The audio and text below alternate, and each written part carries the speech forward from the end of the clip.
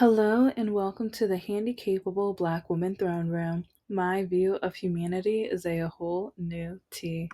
Hi, my beauties, my lovelies, my royalties. Take that deep breath. Beauties, lovelies. Oh, beauties, lovelies. Take that deep breath. Epstein files. This episode is related to the Epstein files. Oh, babies. Check out the Patreon. I have a lot over the last couple of weeks. I posted a lot for free. Some are the $2. I only have one item for the $4, but so yeah, don't do that one yet. Like I'm gonna be doing lives and different stuff pretty soon. That's just gonna be for the $4 and up. And I'm gonna be adding more tiers, but yeah, not now. Anyway. Oh, I've been thinking about this topic over the last few days, but then I watched The View and I'm like, this is why I waited.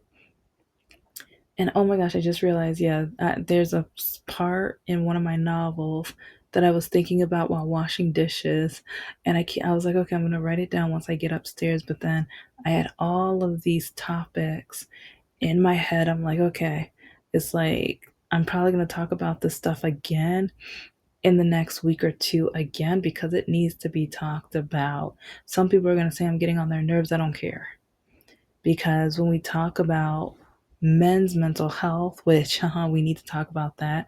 When we talk about the patriarchy, and then when we talk about the risk of how conservatives want to take women's rights away, and or they want to say, oh, they're bodies that make bodies, or like bodies that make babies, and also they're and then bring up their religion into it, but not everybody's of that religion, but they're trying to force that religion on everybody, even to the point where they literally brought like their religion to the 250 event. Oh my, and some people were about to pass out, but they were like, oh, you want to be born again? Oh my goodness. Anyway, okay. But on The View, why they, why did they invite Marjorie Taylor Greene back?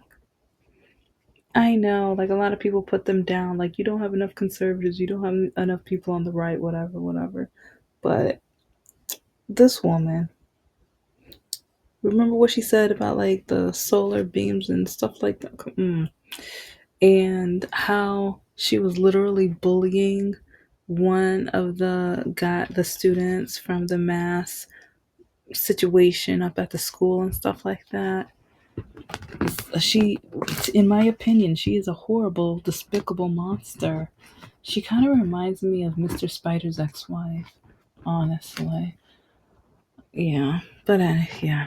Anyway, but when they got to the topic about cops and women and how women need to go to the police as soon as something happens, most people don't believe when I talk about what happened to me. And some of what happened to me happened by a cop, especially the one in Flint.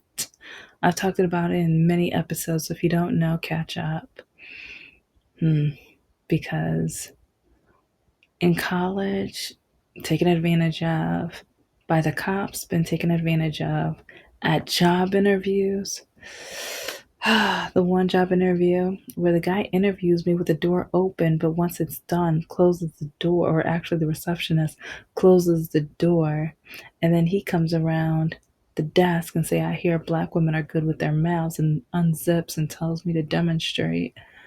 But yeah, everyone's like, oh, go to the cops, go to the cops. A lot of these are rich white men. Money pays for innocence. Money pays for freedom. Money pays to do whatever the crap you want to do, which is one reason we got these Epstein files still begging for them to be open, still begging for the proof to come out, still begging for the women to be able to come up without feeling threatened and scared and in fear. It's like people don't understand what some of the women go through.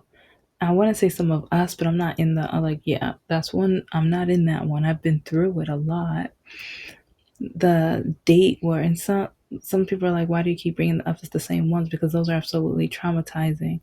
Because the one date where the guy took me to the park and I'm thinking, oh, this is going to be romantic. No, he did it so that he can go in the back seat, grab my walker, throw it, and tell me that he's only going to bring it to me after I do a service to him. And there's been dates where, like, or and that there's been guys where I canceled the dates because there's been men who are like, oh, so since we have a walking disability, I am going to sneak your walker away so that if I want to have you, if I want to take advantage of you, you can't go anywhere. This is how a lot of men think. You do not know how much I try to filter. And this is one reason why sometimes I do get tricked. I ended up getting fooled with Mr. Spider. I fell for his game. I did. Because I'm like, I feel like I filter and I filter and I filter and I filter. It's exhausting. It's like a job. Like some of the men on dating apps, you treat dating like it's a job, like it's an interview. Yeah, for me it is. Because for a lot of men, they want a black woman, but then they don't want a black woman, and or they want to tell me what kind of black woman I'm supposed to be. And with my disability, people want to judge me, tell me what I can and cannot do, or how I'm an embarrassment, or how I'm not human enough, or how I better change for them, and or how I better go and get surgery and then come back to them so that then I'll be, good enough all of a sudden, etc., etc. But when Sunny is my girl. And I want to read, like, there's so many books I need to read, but I need to finish my novel. That's going to happen this summer. It's going to happen. Like, see, I'm saying it to you guys. It's going to, like, I'm going to talk about it on the Nerd channel. Yes, it is. Especially, I have to write what I thought about while I was washing dishes about an hour and a half ago. Anyway, Sunny brought up the text message, or not text messages, the the Twitter messages that Marjorie Taylor Greene took down because, like, yeah, she was saying how you should admit it and say it as soon as possible, not when someone's running for office. Mm. I watch a lot of true crime. I watch a lot of and sometimes to like the details that I notice, sometimes people look at me and they're just like, and or the patterns I've even noticed and seen, because I may not remember the titles of all of them, but I will look them up because I recorded, this is the third episode I recorded tonight. So I will look up some of the titles and try to add them or the links or whatever. But the one with that racist, no good, like, quote unquote sexy man that all the women are like they were writing to him and stuff. He eliminated two women and bragged, and like he stole dogs with one of the women because he was cheating on the one young lady, and ended up dating another woman at the same time as dating him, and then dating a man after, and met him at the carnival, and etc., etc., etc. But when he R-worded the woman with the dogs, she went to the police. And the detective or police officer, whichever, he ignored, he didn't, he quote unquote investigated because the attractive guy, like, cause he's not attractive to me, but like he was getting so much attention. Once he was in court, now like in prison, he's getting so many letters. So many women want him. Like, I'm just like, this is how we ended up with the jerk in the White House right now. It's like, you got, like, the way you guys are you that desperate for a man?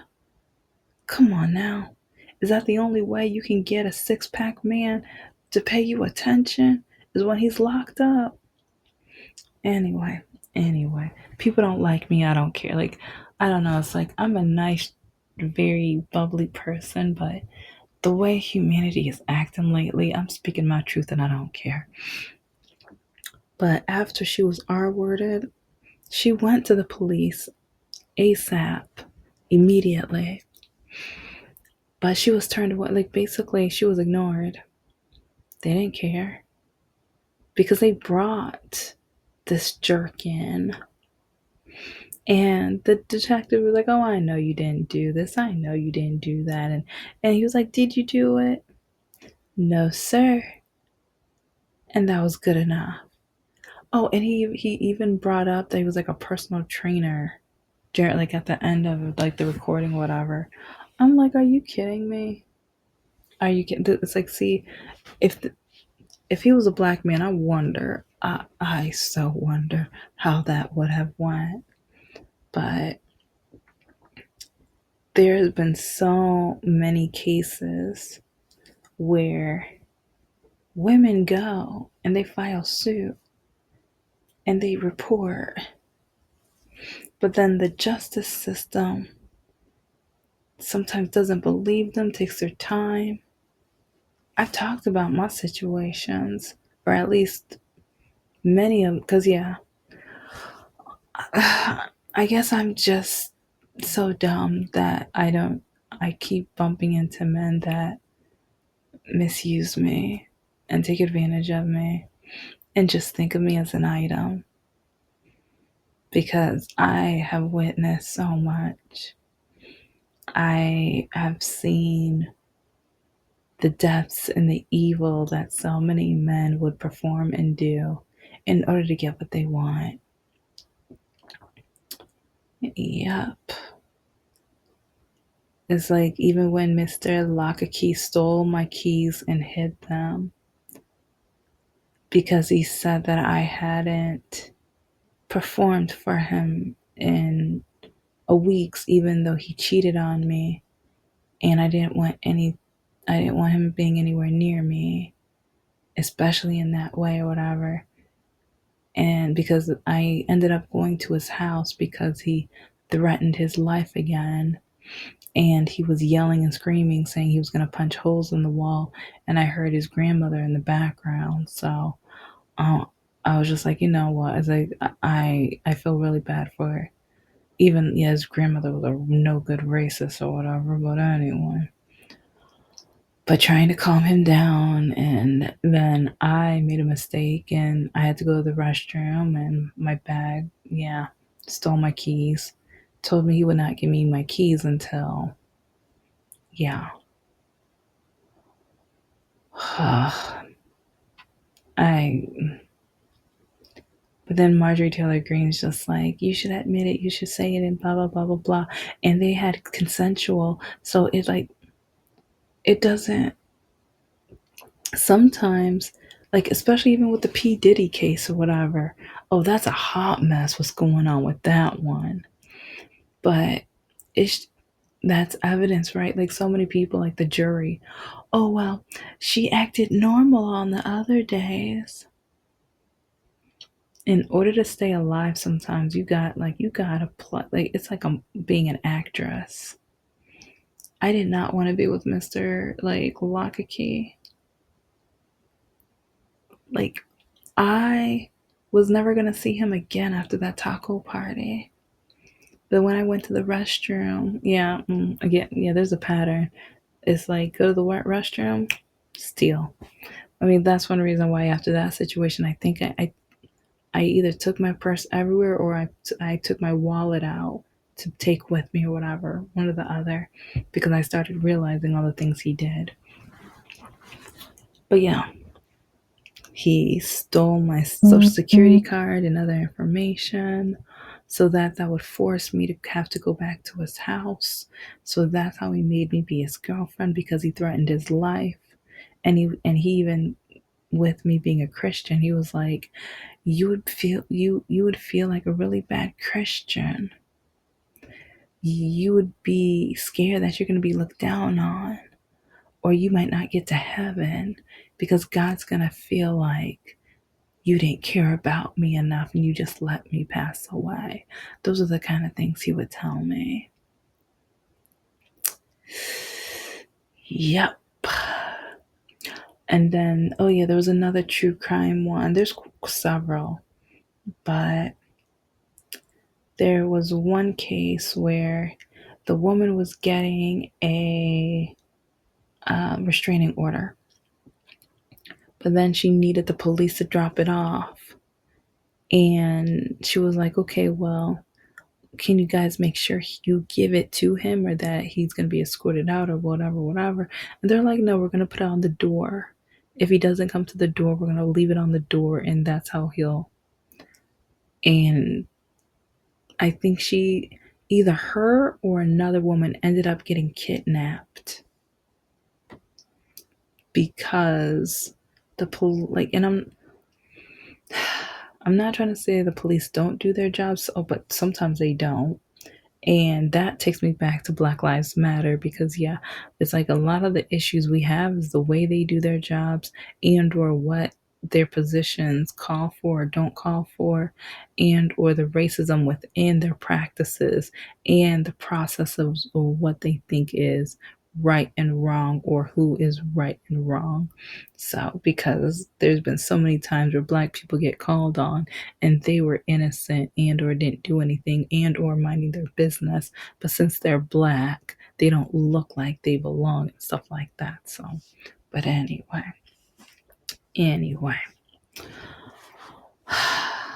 but yeah, in that case a woman ended up getting kidnapped and she I think that's the one where she ended up writing notes in different bathrooms. And that's how they finally were able to like get her because a woman that was working at a restaurant got the note after seeing them or whatever. And there was another woman who, like the same one I mentioned in like one of the last episodes. She went to the grocery store and then she ran to the back and like literally she had to get to the ER in order to get the attention from the police. But I think she was already trying to get the attention from the police, but they ignored her. And there's enough, like, I don't know, it's just there's so many times where people keep saying women need to go to the police, women should just say immediately. And well, why do women think we don't believe them? Because there's so much evidence. If you pay attention to the true crime that they keep talking about and announcing, it's like either like because like I just mentioned the one where in one of the last episodes where I believe she's from South America, from the islands. She started a restaurant, whatever, and this guy worked quote unquote security, whatever, but then he R-worded her, whatever. But he was buddies with detectives and stuff like that. And so she was innocent from day one. And there was proof that people knew that the guy who was accused of R-wording her was involved in the case that she was being accused of. But they didn't believe her. They let her be in jail for like 200 days, I think. I know it was way over 100. They made her be away from her daughter. They made her have to close her restaurant. I think she started it back up again because when she should have gotten double because I think she got $2 million from the lawsuit from it. She should have gotten double. She lost the family house. I'm sorry, like that's when I was livid because I'm like, when you have that house that is like, especially like if you're an immigrant and your parents got the house and now it's gonna be yours, like you grew up in that house, so now you're gonna keep it in the family. But now, like the only reason why you're not gonna be able to keep that house is something that is out of your control and you were innocent and you did nothing wrong. But she was R worded because she was R worded and everyone's telling her not to talk or snitch or to drop the charges or whatever, and she refused. So then the other guy turned around and kind of did with what Lakaki tried to do with me. He's like, but he did commit the crimes, but he was trying to put them on me. But with this young woman, he told his friends to pretend she did the crime. There was no crime that ever happened with those situations. He said he was going to pay each of his friends $20,000 if they said they did it. So Marjorie Taylor Greene and especially the MAGA it's like they want to blame or tell women to just, if it happens, tell. There's so many other situations, and I will be talking and bringing these up because yeah, I need to rewatch more and more. But oh, with that Gabby case, the one where the boyfriend ended up eliminating her and then he eliminated himself, and his mother told him that if he ever eliminated somebody, don't worry, she was going to bring the shovels or whatever. It's like when police pulled them over. I watched that. I kept rewinding and rewatching that scene because near the end of that scene when the cop was like, I can't predict the future, but he literally predicted the future. It's it's like he's seen the pattern so many times. He said exactly what happened. And that's why one reason it was so frustrating because it's like, cop, police, do your job. You see the pattern. You see it. Please do something. Except don't just separate them. Like and the thing is, what else can they do? And this is one reason why it's like with Black Lives Matter, it's like some of them they just want to take the money out. And part of me, I'm like, maybe create different teams, or especially with applied anthropology skill sets and therapists, or like different teams to where in that situation, maybe like once they find out what happened, have a therapist be able to, pull her to the side or even be in the cop car and, be able to, they would have the expertise to dig in and see what is going on. And would it be safer for you to just go home and, or like revamp, like, yeah, just they would know. It's like I only have a minor and I studied cultural and business anthropology. So yeah, that wouldn't be my specialty, but I learn every day. And oh, I love, anyways, I'm a nerd. But just the fact that in that scene he was verbatim saying everything. The foreshadowing was chilly. It was scary. It was heartbreaking.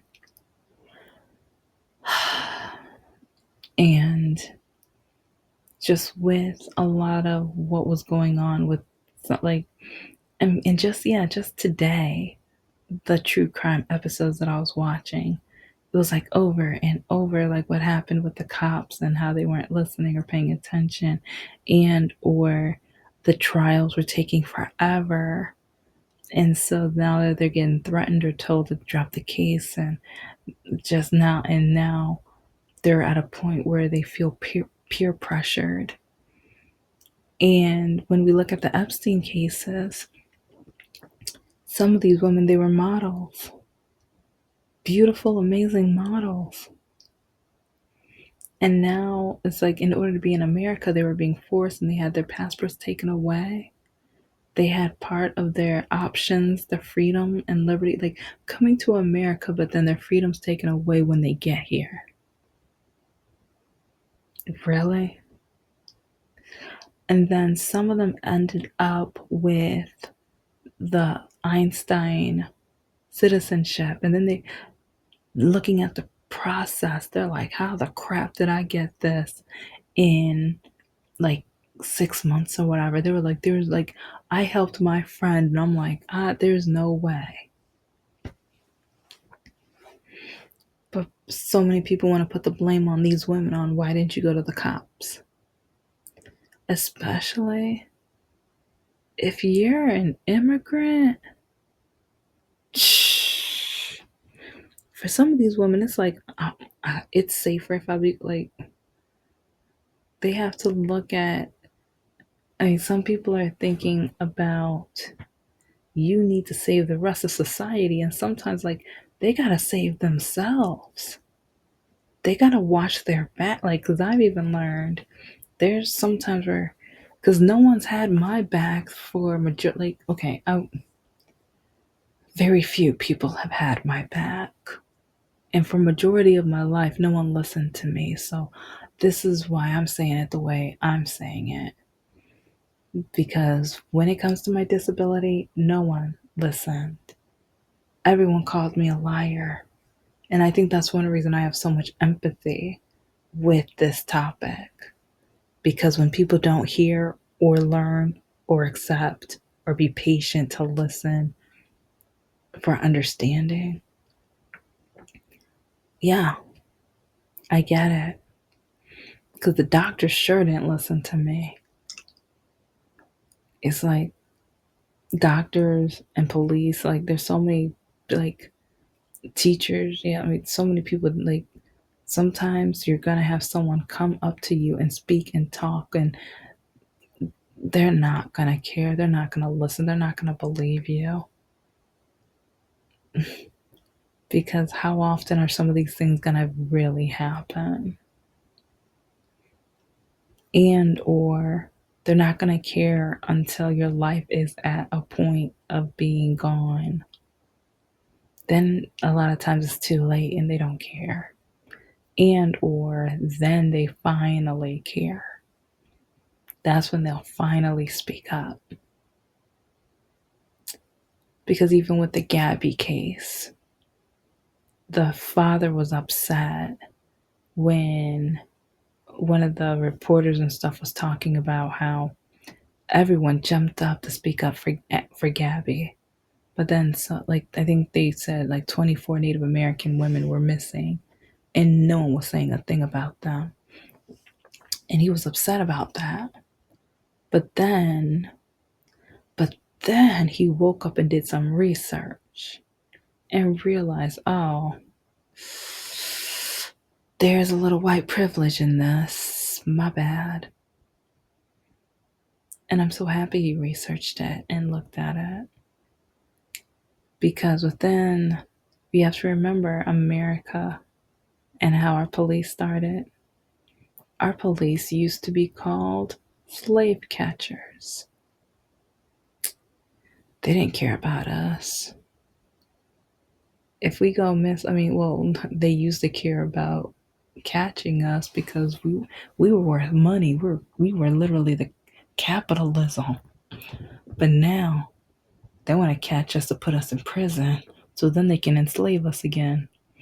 Yeah, if you don't know about that, look that up. Yeah, they probably banned those books, but yeah, look that up.